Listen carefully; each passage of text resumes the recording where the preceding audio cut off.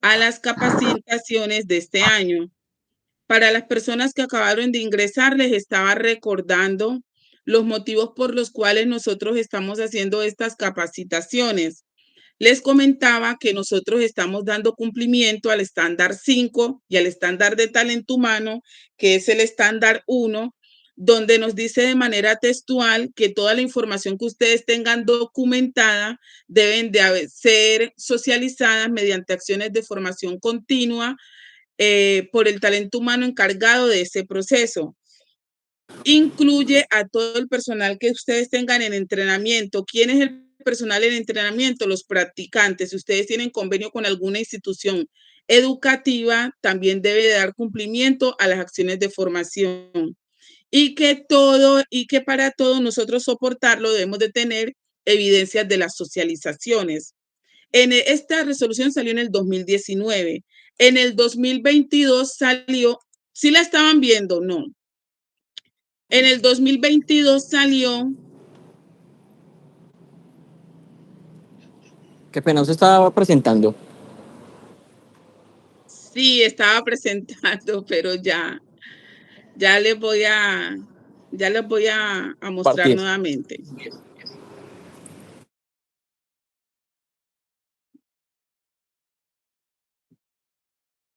Bueno, les estaba comentando ahora que nosotros estamos haciendo estas capacitaciones porque nosotros debemos de dar cumplimiento a todo el componente de habilitación. Nosotros estamos trabajando todo lo que tiene que ver habilitación y en el estándar 5, que es el estándar de procesos prioritarios, y el estándar 1, que es el estándar de talento humano, vamos a mirar lo que dice el estándar de procesos prioritarios. En la página 73, ustedes pueden buscar la resolución también, aquí se las estoy mostrando. Página 73, el criterio 7, que nos dice que las acciones de la información que ustedes tienen en el consultorio o en la clínica debe estar documentada y que esa documentación es conocida por el talento humano que labora ahí en el consultorio o en la clínica y que debe estar conocida mediante acciones de formación continua y que nosotros debemos de tener evidencias de estas socializaciones. Estas capacitaciones o este plan de capacitación incluye también al personal en entrenamiento. ¿Cuáles son el personal en entrenamiento? Los estudiantes. Quiere decir que si ustedes tienen convenio docencia-servicio con alguna institución formativa, también hay que incluirlo en estas acciones de formación continua. Les comentaba también que en el año, esta resolución 3100 salió en el año 2019. Estas acciones de formación continua las exigieron aquí, pero en ningún momento dijeron cómo iban a hacer estas formaciones o quién era el personal que iba a estar encargado de realizarlo. En el 2022 salió el decreto 376, el cual establece todos los lineamientos para garantizar ese criterio que tiene habilitación, que dice que ustedes deben de tener unas acciones de formación continua, dicen con quién las pueden realizar, dicen cuáles son los mecanismos, las estrategias que deben de tener en cuenta para poder cumplir con el proceso de acciones de formación continua. Y con esta información es que nosotros vamos a soportar ante una visita de habilitación. Dando cumplimiento a este decreto, este año yo les voy a hacer entrega de mi hoja de vida, vamos a hacer el contrato para que ustedes tengan la evidencia que tienen contratado el proceso de acciones de formación continua referente a todo el componente de habilitación y donde yo voy a describir cuáles adicionales, les debo entregar un documento donde se describen cuáles van a ser las estrategias que vamos a implementar para dar cumplimiento a lo que establece habilitación. ¿Dudas hasta el momento? Si no hay dudas, entonces vamos a darle paso a Cindy. Cindy es ingeniera biomédica. El día de hoy nos va a compartir información socializada relacionada, con todo el componente del estándar de dotación, que tiene que ver con todo el estándar de manejo de equipo biomédico.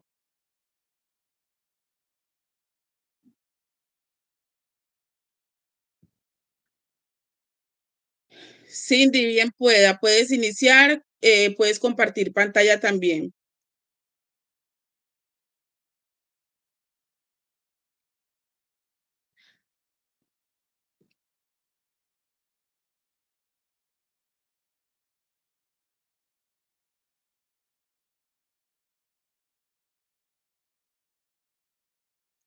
Cindy, ¿me escuchas?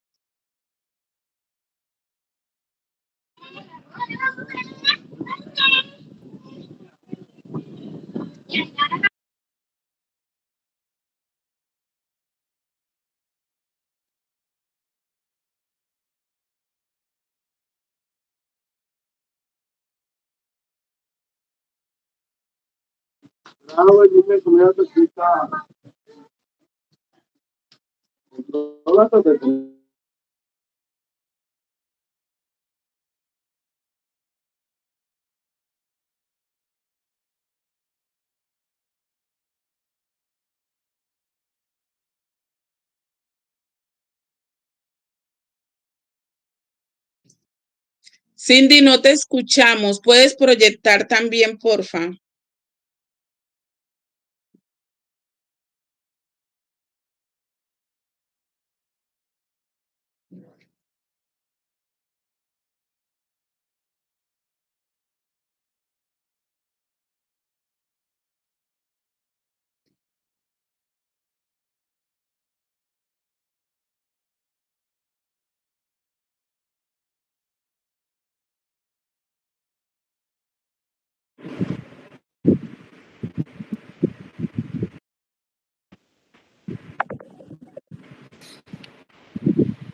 Jefe, hola, ¿me están escuchando?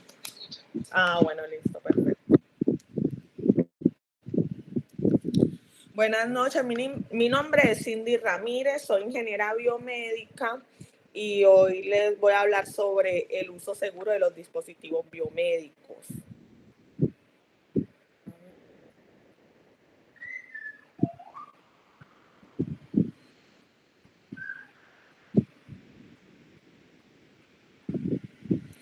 Bueno.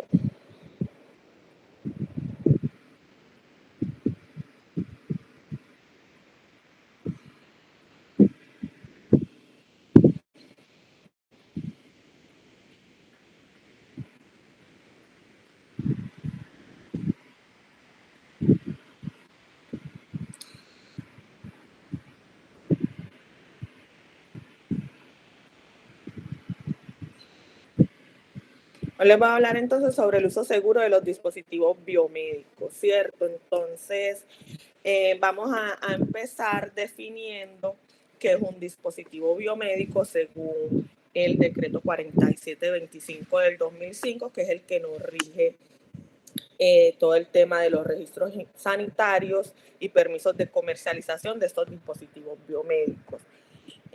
Según esta definición, un dispositivo biomédico es un dispositivo que es para uso humano.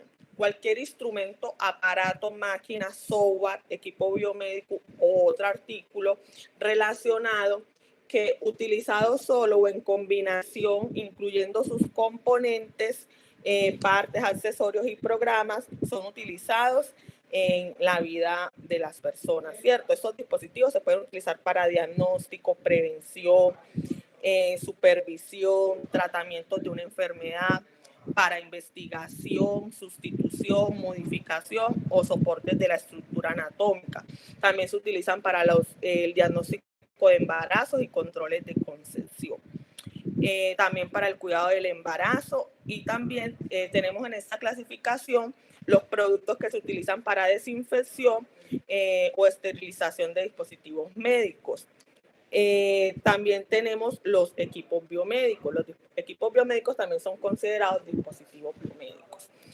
Un dispositivo biomédico es, por ejemplo, una jeringa, un braque, una sonda, un catéter, un monitor de signos vitales, un fonendoscopio. Todo eso son considerados dispositivos biomédicos. Vamos a definir entonces qué es un equipo biomédico. Un equipo biomédico es un dispositivo médico operacional y funcional que reúne sistemas y subsistemas eléctricos, electrónicos o hidráulicos, incluidos los programas informáticos que intervengan en su buen funcionamiento, destinado por el fabricante a ser usado en seres humanos con fines de prevención, diagnóstico, tratamiento o rehabilitación. No se constituye un equipo biomédico los dispositivos médicos implantados en el ser humano o aquellos que están destinados para un solo uso. Para el uso seguro de estos dispositivos, el INVIMA nos da una serie de recomendaciones que debemos tener en cuenta para el uso seguro de estos dispositivos, ¿cierto? Entonces, varias de esas recomendaciones son el proceso de adquisición, la capacitación, los manuales, fichas técnicas, guías rápidas de uso, el mantenimiento de los equipos biomédicos y la trazabilidad después de la compra que se le da a esos equipos. Bueno, entonces, en el proceso de adquisición se debe disponer de un proceso que nos garantice el cumplimiento de lo estipulado en las normas que tenemos actualmente de habilitación y de contratación. Debemos confrontar las necesidades clínicas y asistenciales contra las especificaciones técnicas de los equipos disponibles en el mercado. Es decir, cuando nosotros vamos a adquirir un dispositivo o un equipo biomédico, debemos conocer cuál es la necesidad que nuestra entidad, ¿cierto? Nuestra entidad o nuestra clínica o el servicio tiene, por qué queremos adquirir ese equipo y que las especificaciones de ese equipo que nosotros vamos a adquirir sí satisfagan las necesidades que tenemos en la institución.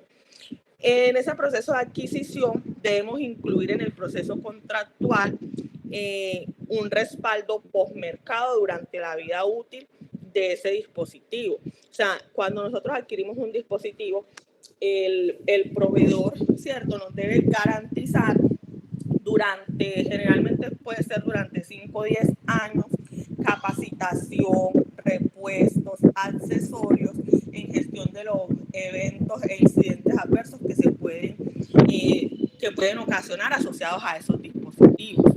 Debemos contar con un inventario en la institución o en el servicio donde se identifique qué dispositivo tenemos, cuál es la marca de ese dispositivo, cuál es el modelo, el nombre, el serial, la clasificación del riesgo, el número del registro INVIMA o registro sanitario, si es posible tener en qué fecha adquirimos ese dispositivo, cuál es el proveedor de ese dispositivo.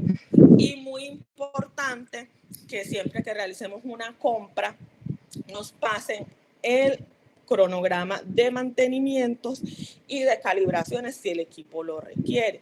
Si el equipo requiere 2 capacitaciones, 2 calibraciones, calibración, bueno, entonces el equipo requiere calibración, requiere 2 mantenimientos preventivos durante el año, quede por escrito en el cronograma que ellos nos entreguen. La capacitación. Siempre que se adquiera un equipo nuevo en un servicio, en una institución, se debe solicitar al proveedor la respectiva capacitación sobre el uso, la programación, el manejo de las alarmas, el mantenimiento, la limpieza y la desinfección del equipo. Siempre debe ser esa capacitación dirigida al personal asistencial, al personal que utiliza estos equipos, como son los médicos, las enfermeras, los auxiliares, los terapeutas, entre otros. Siempre lo ideal es que se le despeje la duda al personal, que son ellos quienes operan el equipo. También se debe realizar una capacitación con el servicio técnico, que son las personas encargadas de solucionar cualquier inconveniente que tengamos con el equipo o de aclararle una duda al personal asistencial, que es quien opera el equipo. Nos debemos asegurar en lo posible que el 100% del personal esté capacitado sobre el uso de ese equipo que se está adquiriendo. Y que cuando haya cambio de personal o entre personal nuevo a la institución, también sean capacitados para que ellos se sientan en facultad de poder manejar esos equipos. Entonces también es muy importante, de acuerdo al tipo de tecnología, si es una tecnología de riesgo alto, de riesgo medio, reforzar esas capacitaciones y programarlas cada cierto tiempo. Generalmente el INVIMA nos sugiere que las capacitaciones en un equipo se realicen al menos 2 veces en el año. Ya si son necesarias más capacitaciones, pero solicitarlas bien sea al proveedor o al ingeniero biomédico, tecnólogo biomédico que tengan en la institución, o la persona encargada que les realice los mantenimientos a los equipos. Sí. Señora. Vamos a responder las preguntas ya o al finalizar. Ya podemos ir respondiendo. O sea, si tienen aquí en el tema alguna pregunta en lo que les voy diciendo, las podemos ir respondiendo una vez. La doctora Angie Murillo levantó la mano.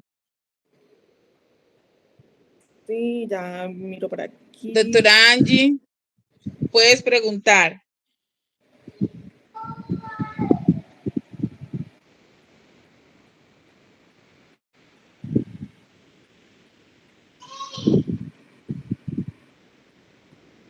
Doctora Angie, ¿vas a hacer alguna pregunta? No te escuchamos. Bueno, ya por aquí veo la pregunta de ella. Ella nos pregunta que si la capacitación directamente la debe hacer el que nos vende el equipo. Sí. Cuando usted compra un equipo, siempre, o sea, lo debido es que el proveedor los capacite en el uso de ese equipo.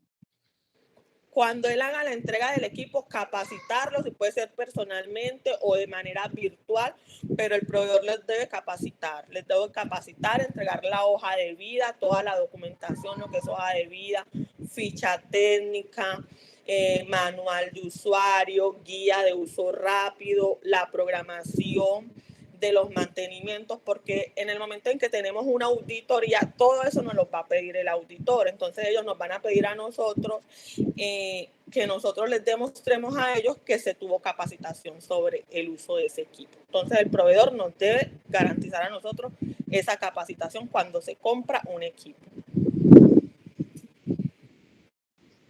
¿Quedó clara la respuesta, Do?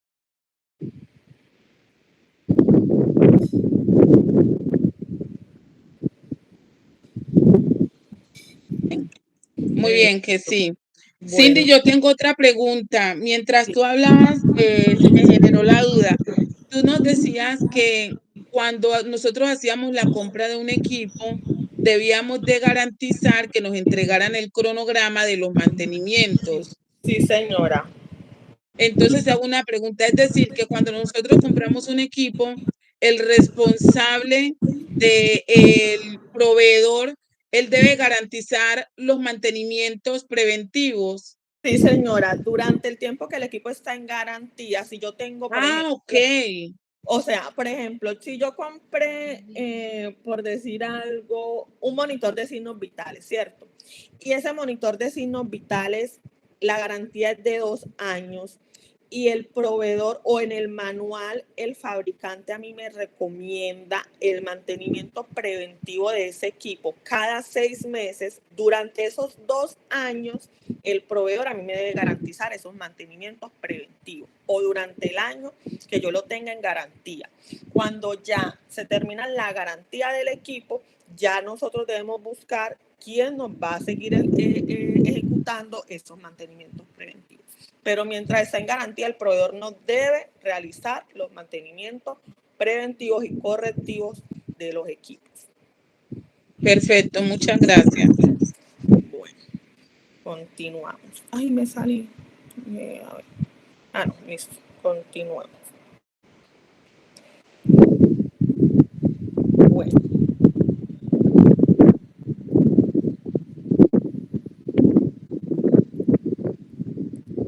Bueno, también tenemos los manuales de operación, funcionamiento, mantenimiento y fichas técnicas.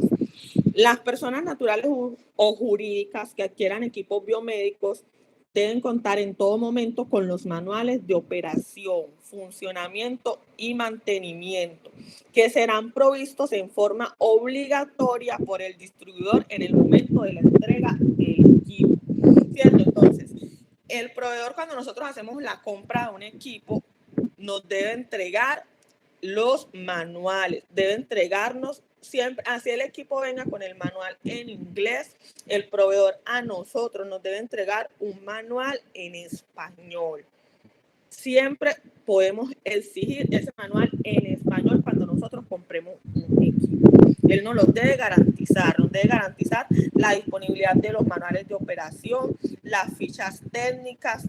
Eso debe quedar en el contrato, en el compromiso contractual debe quedar eso, que siempre nos deben entregar el manual en español, ¿cierto? Entonces se debe tener, nosotros debemos tener guardado el manual y la ficha técnica, porque un auditor nos puede pedir esto durante una visita. Puede ser digital o de forma física, pero debemos tener el manual, ¿cierto?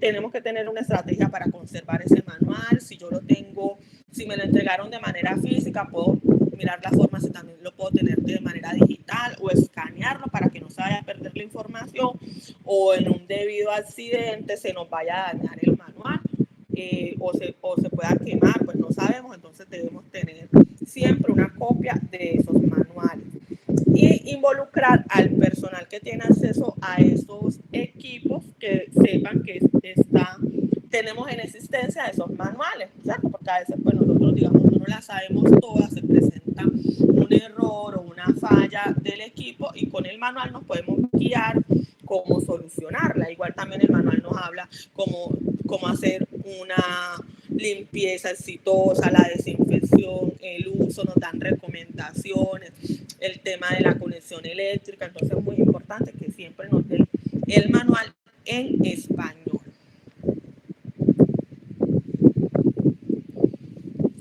Guías rápidas de uso de los equipos biomédicos. Siempre debemos contar con una guía rápida de los equipos. Siempre debemos tener una guía rápida de uso de los equipos, ya que las guías nos deben garantizar información en lenguaje de fácil comprensión sobre las alarmas, las fallas más comunes que puede presentar el equipo y cómo podemos resolverlas. Las guías, en lo posible, también es bueno que tengan la información de contacto con el área encargada del mantenimiento de esos equipos, por si tiene alguna falla, sepamos con quién nos podemos comunicar y quién nos puede ayudar a resolverla. Deben estar ubicadas de forma estratégica, que permitan que el usuario las encuentre. Entonces, generalmente nosotros lo que hacemos es, por ejemplo, que al desfibrilador, allá al ladito, generalmente en las instituciones, ahí se le pone la guía rápida, a los monitores. Pues ya cuando son equipos muy pequeños, sí, casi nunca se le pone la guía, como por ejemplo un fonendoscopio, un tensiómetro, porque no tenemos cómo ubicarlas, pero es bueno que en el servicio tengan esas guías impresas. Entonces aquí, por ejemplo, les muestro un ejemplo de la guía. Entonces en la guía nosotros ponemos la descripción del equipo, las partes para que las puedan identificar fácilmente y el modo de empleo, cómo se debe usar ese equipo paso por paso. El tema de la limpieza y desinfección también es muy importante, que siempre en la guía de uso rápido esté cómo se debe limpiar y desinfectar el equipo para evitar dañarlo, y que en caso de cualquier emergencia o falla del equipo le reporten inmediatamente a los encargados del mantenimiento del equipo para solucionar la falla. Bueno, otro tema muy importante es los accesorios y repuestos. Cuando nosotros compramos un equipo, dentro de las responsabilidades de quienes fabrican e importan esos dispositivos, se encuentra la de garantizar los insumos, las partes y repuestos y el servicio de mantenimiento durante mínimo 5 años o durante la vida útil del equipo si es inferior. Por ejemplo, cuando nosotros compramos un equipo dispositivo, en el registro INVIMA siempre nos trae cuál es la vida útil de ese equipo. Durante ese tiempo, el importador o el proveedor nos debe garantizar que nosotros podamos adquirir repuestos, porque pues a veces, o sea, acá en Colombia no está permitido, digamos, compré un equipo marca Mindra.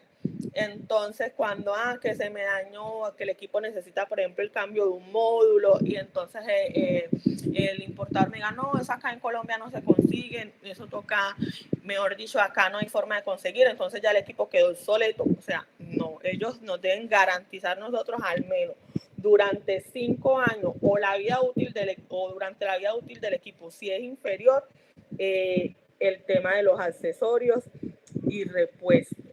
Esos accesorios y repuestos deben estar amparados en el registro INVIMA del equipo o en el permiso de comercialización, y por lo tanto solo se pueden usar en el equipo esos accesorios y repuestos que aparecen en el registro, que fueron los que el fabricante diseñó y aprobó para tal fin, teniendo en cuenta que cualquier cambio de diseño, composición del material o dimensión de los mismos puede alterar el funcionamiento del equipo. Entonces, siempre lo ideal es que cuando nosotros vamos a cambiar un accesorio o una parte del equipo, sea el que el fabricante diseñó, y fijarnos que ese repuesto que estamos adquiriendo o ese accesorio sí esté amparado en el registro INVIMA del equipo.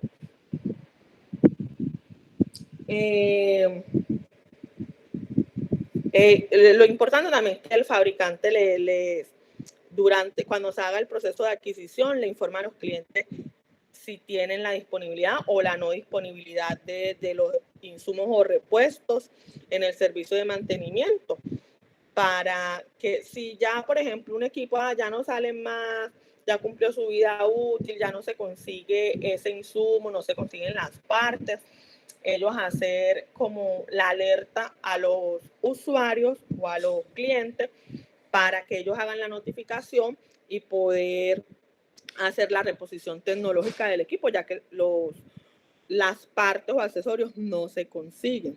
No se debe usar accesorios diferentes a los aprobados por el fabricante, ya que eso puede generar factores de riesgo o alarmas falsas o diagnóstico inadecuados. Entonces, lo ideal siempre es contar con los accesorios que están recomendados por el fabricante, contar con una base actualizada de las referencias que son compatibles con el equipo para tenerlo a la mano. La ubicación de los dispositivos médicos es muy importante, ¿cierto? El área, generalmente en el manual, el fabricante nos dice a qué temperatura, a qué humedad se recomienda tener los equipos, ¿cierto? Entonces, la ventilación, todo. Entonces, lo ideal es cumplir con esas recomendaciones que nos da el fabricante para un buen funcionamiento y uso de esos equipos. El área o la infraestructura donde se encuentra el equipo habilitado debe permitir su adecuada rotación, el adecuado movimiento del personal, que no vayan a sufrir accidentes porque hay muchos cables regados, porque hay muchas mangueras o accesorios que puedan ponerlos en riesgo, o en el caso de los equipos que están, por ejemplo, ubicados en servicios críticos, tener control de que no vayan a dejar de funcionar por una desconexión, porque los tropezamos, porque no los llevamos con la mesa, no nos dimos cuenta, el equipo se desconectó. Entonces, la ubicación de estos dispositivos es muy importante. Otra recomendación que debemos hacer mucho énfasis. Los equipos biomédicos generalmente se recomienda siempre mantenerlos conectados, porque así se alarga la vida útil de los equipos. No es como un celular que uno lo carga y lo desconectó para que no se nos vaya a dañar la batería. No, un equipo o un dispositivo biomédico es todo lo contrario. Se recomienda mantener en todo momento conectado a la red eléctrica o a una UPS, conforme lo indique el fabricante. Se deben garantizar tomas eléctricas en buen estado físico y funcional. Siempre digamos que esas tomas en el ámbito médico deben contar con polarización a tierra y deben estar alimentadas preferiblemente con UPS para que en caso de que se vaya la energía, el equipo nos pueda seguir funcionando mientras la planta entra en funcionamiento. Los dispositivos médicos que se usan con pacientes críticos se debe asegurar también la conexión pues, de gases medicinales a través de las redes de gases o a través de cilindros, garantizando en todo momento la monitorización de la presión que nos está brindando estos equipos. El tema de las baterías de los dispositivos biomédicos. Se deben seguir las recomendaciones del fabricante respecto al tiempo de vida útil de estas baterías, ya que el buen estado de las mismas depende del funcionamiento y el soporte energético del dispositivo médico. Y dependiendo de la tecnología, el sostenimiento vital de un paciente. Las baterías se deben cambiar conforme a la frecuencia que nos diga el fabricante. Cuando se hacen mantenimientos preventivos, nosotros debemos realizar pruebas a las baterías para evaluar su estado, para saber si las baterías siguen funcionando correctamente o si ya requieren cambio, cuántas horas nos funciona el equipo, por ejemplo, desconectado solamente con el uso de la batería, y todo esto debe quedar registrado en el informe del mantenimiento preventivo. Lo ideal es contar con baterías en stock para el reemplazo de la batería del equipo cuando ya su vida útil acabe, para poder hacer el cambio inmediato y no tener los equipos como sin batería y solamente funcionando conectados a la red eléctrica. Y sobre todo con equipos de alto riesgo como son ventiladores, bombas de infusión, monitores de signos vitales, entre otros. Otro tema importante es las alarmas de los equipos biomédicos. Los equipos que manejan alarmas, como en el tema de los monitores, de los ventiladores, de las máquinas de anestesia, bombas de infusión, es muy importante contar con un registro y verificar las alarmas que los equipos han presentado, hacer comprobación de las alarmas, al menos una vez a la semana. También es reforzarle también al personal, a los que tienen acceso a esos equipos, en no silenciar las alarmas, porque al nosotros silenciar las alarmas no las estamos gestionando, sino que estamos omitiéndolas. Hay equipos donde nosotros no podemos omitir las alarmas. Por ejemplo, un monitor, un ventilador, una máquina de anestesia, son equipos que nosotros no debemos omitir las alarmas, sino todo lo contrario, revisarlas a ver qué nos está arrojando esas alarmas, ya que así garantizamos que el personal de salud identifique cuáles son las alarmas más comunes y que obedezcan al uso del equipo. También tenemos otro tema que es muy importante, que es el mantenimiento de los equipos biomédicos. Todos los equipos biomédicos que tenemos en la institución se deben incluir en un plan de mantenimiento, excepto los equipos que el fabricante en el manual indique que esos equipos no requieren mantenimientos preventivos o que no requieren calibraciones. De lo contrario, todos deben estar incluidos en un plan de mantenimiento, un plan de calibración, comprobaciones, validaciones y controles de calidad que sean establecidas por el fabricante o la institución y ejecutar su estricto cumplimiento. Esas actividades se deben registrar siempre en la hoja de vida de los equipos mediante satisfacción por quien recibe el trabajo y por quien realiza el trabajo. Siempre que lo ideal es que siempre que se realiza el mantenimiento preventivo haya una persona en el servicio que verifique que sí se realizaron esos mantenimientos y que reciba el trabajo. Siempre el biomédico debe, el ingeniero biomédico, tecnólogo biomédico, quien les haga el mantenimiento, firmar y dejar en la hoja de vida el registro, la comprobación de que se realizó el mantenimiento preventivo del equipo según la indicación del cronograma en las fechas establecidas. El tenedor será el responsable de garantizar el correcto funcionamiento del equipo. Entonces, en la etapa postventa del equipo es responsabilidad del funcionamiento del equipo, es compartida entre el fabricante y su representante en Colombia. Para el caso de los equipos que son importados, el tenedor aquí o el importador es el quien nos debe garantizar durante el equipo está en garantía los mantenimientos de esos equipos. Deben garantizarnos también la capacidad de ofrecernos servicio técnico durante la vida útil del equipo, porque así el equipo ya no está en garantía. Mi equipo presentó un daño, no sabemos cómo solucionarlo, de pronto el biomédico que nos está realizando el mantenimiento no sabe cómo solucionarlo. El importador nos debe garantizar a nosotros que ellos nos pueden brindar soporte, ¿cierto? Así sea, nos están cobrando, pero ellos nos pueden brindar el soporte para solucionar o realizar el arreglo del equipo. Y también los repuestos o herramientas necesarias para el mantenimiento y la calibración de esos equipos, para mantenerlos en los rangos de seguridad establecidos inicialmente por el fabricante. El tenedor, o sea, la empresa, el consultorio, quien sea ya el dueño del equipo, nos debe garantizar el correcto funcionamiento de ese equipo y garantizar que se le realicen los mantenimientos preventivos, ya sea que usted siguió contratando al proveedor para que él después de la garantía le siga realizando esos mantenimientos o ya contrató a otra persona en su institución o un tercero que le realice los mantenimientos periódicos al equipo, quien le realice la calibración anual al equipo cuando la requiera y quien le realice los correctivos durante la vida útil del equipo.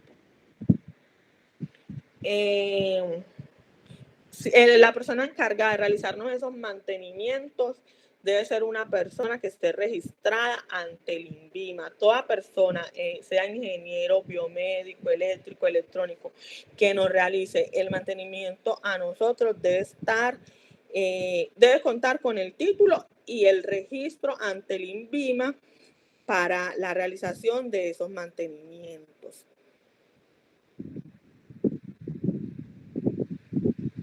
Y siempre tener los registros de las actividades que se le realizan al equipo, bien sea de mantenimiento preventivo, de mantenimiento correctivo o las calibraciones. O en el caso de los equipos de radiaciones, siempre debemos tener el control de calidad y licencia de funcionamiento de esos equipos, porque eso siempre nos van a pedir durante una auditoría.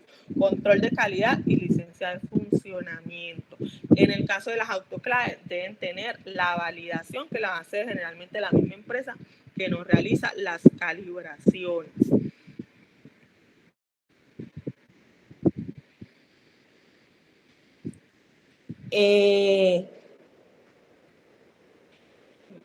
Tenemos la trazabilidad y postventa. Entonces, bueno, siempre debemos contar con un sistema de gestión documental de estos equipos. Entonces debemos tener la hoja de vida del equipo, debemos tener el manual, el registro sanitario, debemos tener todos los registros de los mantenimientos preventivos o correctivos que se le han realizado durante la vida útil al equipo, debemos tener el certificado de calibración cuando aplique, el certificado del control de calidad o la licencia, debemos tener a la mano los registros o las actas de las capacitaciones que se han hecho sobre esos equipos, la guía de uso rápido de esos equipos. Si el equipo no cuenta o no requiere registro INVIMA, también lo debemos tener por escrito donde diga este equipo no requiere registro INVIMA.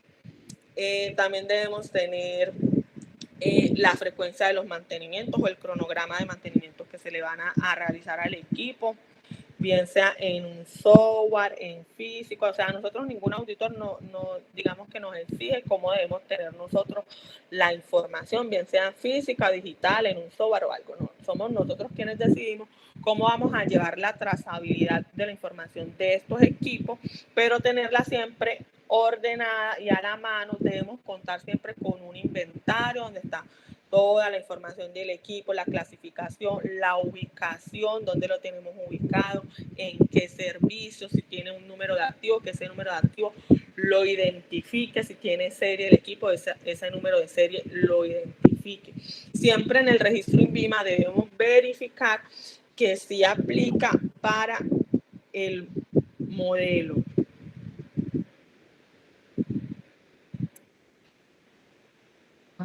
Cindy, qué pena, mientras tú le haces, ya les compartí el nuevo link, porque ya este se va a acabar, para que por favor ingresen.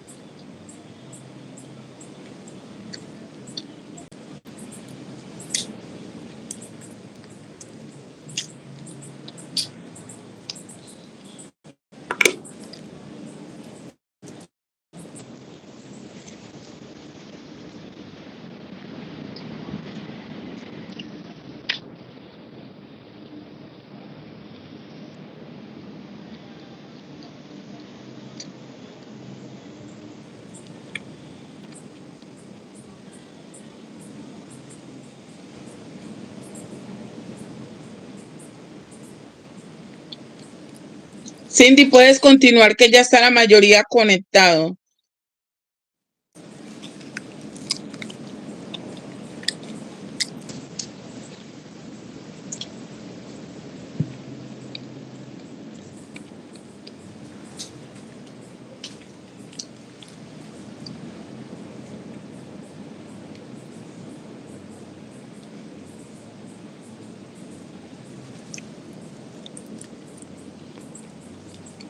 Cindy, ya puedes seguir.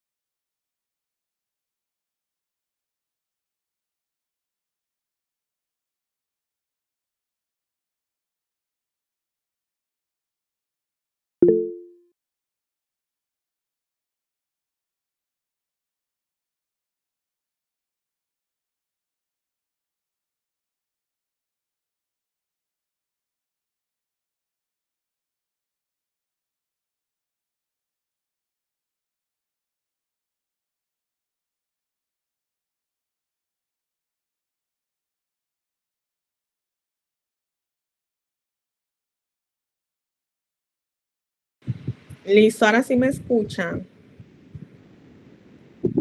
Sí, señora, ahora sí. Listo, continúo.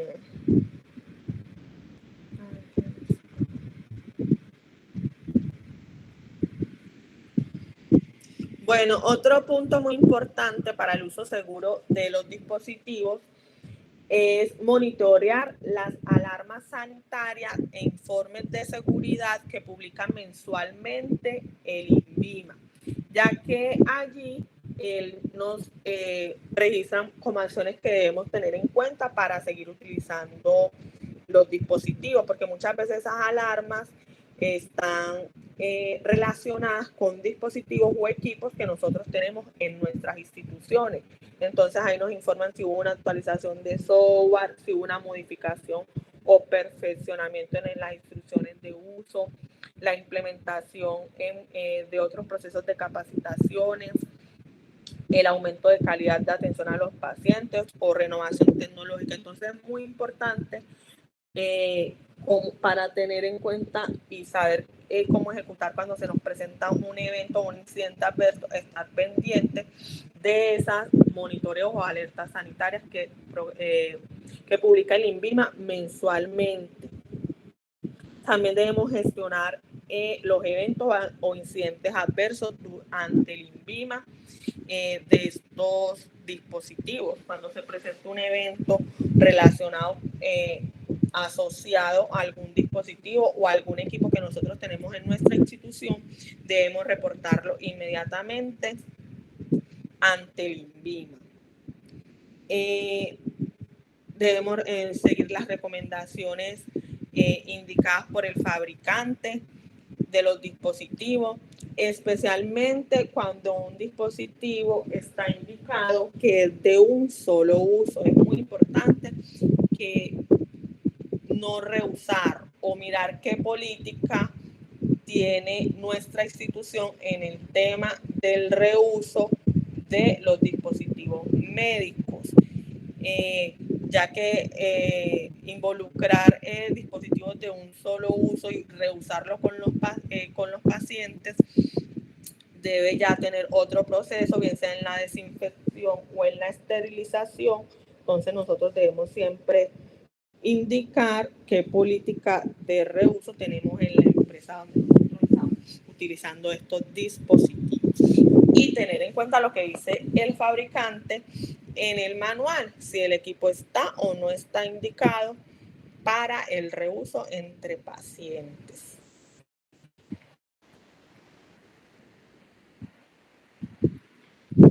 Bueno, continúo con el tema de la limpieza y desinfección de los equipos, de los dispositivos biomédicos. Entonces, empezamos definiendo qué es limpieza, ¿cierto? Entonces, la limpieza es remover de forma manual el sucio visible de los objetos y superficies. Por su parte, la desinfección es la reducción o disminución de microorganismos por medio de agentes químicos o físicos a un nivel que no sea dañino para el alimento o para el ser humano.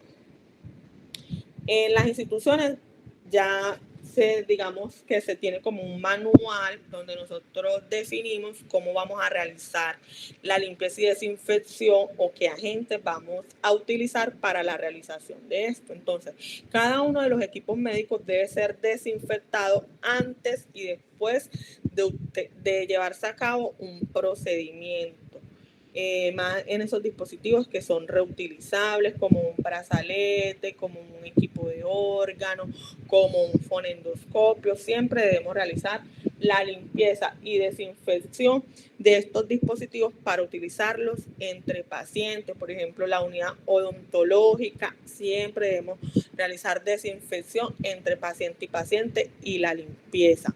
Entonces, para la desinfección se pueden realizar con soluciones de cloro y agua o toallas desinfectantes, germinicidas líquidos o en toallitas, peróxido de hidrógeno al 3%, compuestos de amonio cuaternario o etanol al 70%. En la limpieza de los dispositivos siempre debemos retirar el exceso de polvo con un paño seco en caso de ser necesario. Se debe limpiar la superficie del equipo utilizando un paño humedecido. Debemos verificar que el paño no esté, pues, debe ser humedecido, no totalmente mojado, que quede como el líquido impregnado en el equipo o que el líquido se vaya a ir a la pantalla del equipo. Nada de eso, simplemente humedecemos el paño en la solución desinfectante y la pasamos sobre el equipo.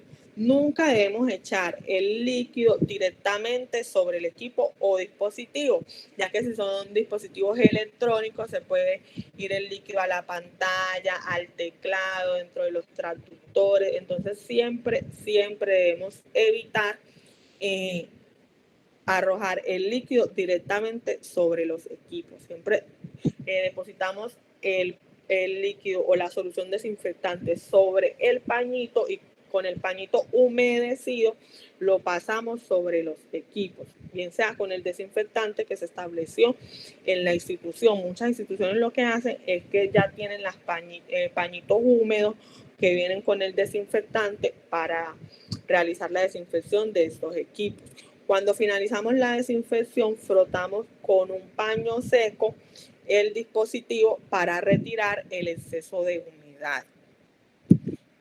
Los equipos tenemos que asegurarnos de que siempre que vamos a realizar una limpieza y desinfección, utilizar guantes, utilizar, dependiendo de la desinfección que vamos a realizar, si es posible gafas, o sea, todos los elementos de protección personal, asegurarnos que el equipo esté apagado, que esté desconectado para evitar incidentes, que quede correctamente desinfectado, que no quede ningún rastro de líquido, evitando manchas o goteras.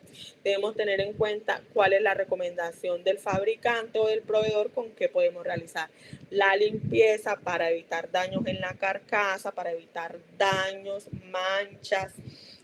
A veces también el paño que utilizamos, hay paños que sueltan pelucitas, estas pelucitas se van cuando, por ejemplo, tenemos un equipo con la pantalla, por ejemplo, como un monitor, una máquina de anestesia, a veces esos pañitos se van metiendo en las rendijitas que tienen esas pantallas. Entonces, por eso es muy importante saber qué pañitos podemos utilizar para la desinfección y la limpieza de los equipos. Nunca se debe aplicar el líquido directamente sobre ningún equipo.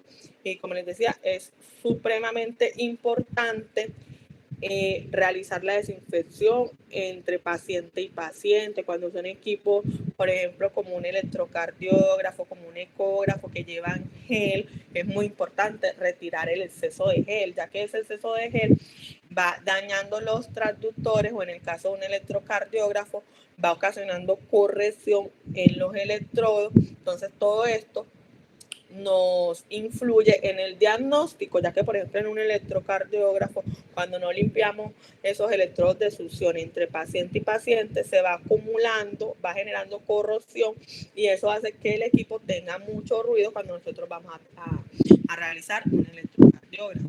En el caso, por ejemplo, de los dispositivos que se utilizan en odontología, es súper importante la desinfección y la esterilización. Muy importante definir en los protocolos qué equipos deben ser esterilizados para usar entre paciente y paciente, la desinfección de la escupidera, la desinfección de la unidad odontológica, si se va a desinfectar la jeringa triple, cómo se va a desinfectar. En el caso de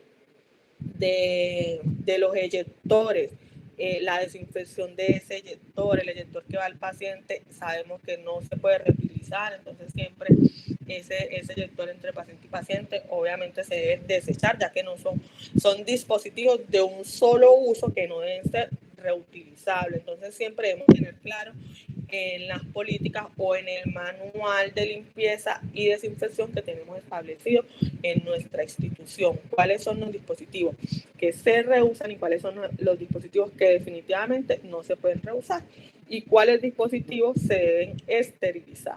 Entonces hay unos dispositivos que esterilizamos, otros que esterilizamos a altas temperaturas, otros que solamente desinfectamos de manera en un líquido. Entonces siempre eso debe quedar consignado en el manual que nosotros tenemos en nuestra institución, porque a la final digamos que aparte de lo que está en la norma, lo que a nosotros nos auditan es lo que nosotros tenemos definido en nuestro manual de procesos prioritarios que tenemos en la institución.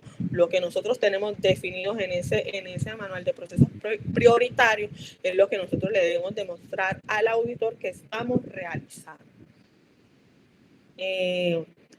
No sé si tienen alguna duda que les pueda despejar, alguna pregunta. Me cuentan, por favor.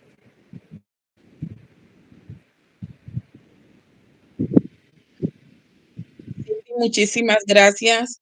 Quedan abiertos los micrófonos para que podamos aclarar las dudas con respecto al manejo seguro de las tecnologías que tenemos en los consultorios o en las clínicas.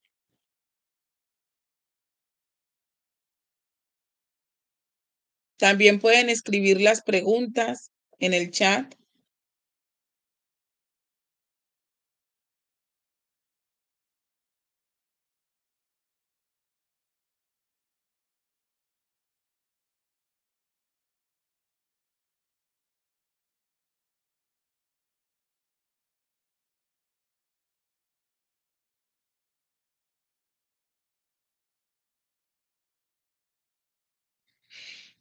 No tienen ninguna duda, toda la información está clara. ¿Desean hacer alguna pregunta? Bueno, entonces, si no hay preguntas al respecto, damos por terminada la capacitación del día de hoy. Ah, qué pena, la doctora Angie nos está preguntando. Cindy, la doctora Angie hace una pregunta y es la siguiente. ¿Te la leíste o te la leo? Sí, ya la leí. Ok. Bueno, ahí que sí, bueno, si eso no trae ninguna especificación en el manual sobre el tema del reuso, si el manual a nosotros no nos dice, no, estas fresas no se pueden reusar, ¿cierto? Entonces lo que sí podemos hacer es preguntarle al proveedor si esas fresas son esterilizables o si nosotros las podemos desinfectar. Entonces, si nosotros las podemos desinfectar, ya nosotros elegimos, listo, yo voy a desinfectar, por ejemplo, por decir algo con CIDES, ¿cierto? Entonces, ¿cuál es el tiempo que yo la puedo dejar en el CIDES para garantizar que sí está desinfectada y que sí la puedo utilizar entre pacientes y pacientes? Porque si en el manual a nosotros no nos dice que no se puede reusar, que no se puede hacer política de reuso, entonces porque probablemente sí lo podemos hacer, solo que es preguntarle al proveedor, ¿cierto? A quien nos vende, cómo es la manera más efectiva de poder hacer esa esterilización o desinfección. Generalmente en la ficha técnica o en el manual, cuando ellos nos entregan, ellos también nos dicen, vengan, porque muchas veces lo que ellos nos dicen es, cuando usted un dispositivo lo esteriliza en autoclave a vapor, siempre siga haciendo ese mismo proceso de esterilización.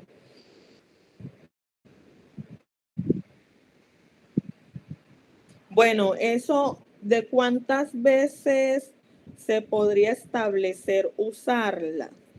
Es que si en el manual no dice que tiene un tiempo límite de vida útil entre esterilización y esterilización, yo creería que hasta que nosotros no funcione. Por ejemplo, te voy a poner un ejemplo. Por ejemplo, está en un dispositivo de laparoscopia, ¿cierto? Esos dispositivos tenemos accesorios que son esterilizables o desinfectantes. Entonces a nosotros desde que hicimos la compra nos dijeron, vengan, ustedes lo pueden esterilizar, pero si lo van a esterilizar, siempre tienen que seguir el mismo modo de desinfección, que es esterilizándolo a vapor por 5 minutos en un ciclo rápido. O si deciden esterilizarlo, por decir algo con CIDES, siempre tenemos que hacer lo mismo. El proveedor, cuando tienen un tiempo de vida útil para esterilización, ellos nos indican, bueno, esta fresa tú la puedes esterilizar máximo 100 veces y de ahí ya no la puedes utilizar más. Pero si él no nos especifica eso, es porque lo podemos seguir haciendo hasta que nosotros ya vemos que definitivamente esa fresa ya no me funciona en la pieza, ya está deteriorada y definitivamente no se puede utilizar. Pero es muy importante que cuando hagan la compra, exigirle al proveedor esa información que nos quede por escrito para que entre la rotación del personal ellos también tengan acceso a la misma información que él nos está dando. Entonces, si es esterilizable, que quede por escrito en la guía que él nos está entregando a nosotros o en la hoja de vida recomendaciones, se puede esterilizar a tal temperatura tantas veces, o se puede desinfectar con tal desinfectante por tantos minutos, siempre que quede por escrito en la guía. Entonces, por eso es muy importante cuando hacemos una compra, exigirle eso al proveedor. Mientras hacemos la compra, que nos entregue toda esa documentación y que quede establecido por escrito.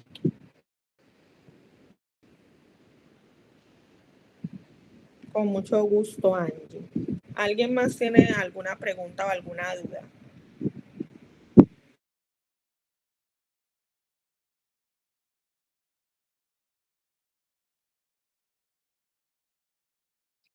Bueno, si no hay más preguntas, no hay dudas para aclarar, les agradezco mucho la participación a todos. En un momento les voy a estar enviando el link. Cindy, muchísimas gracias.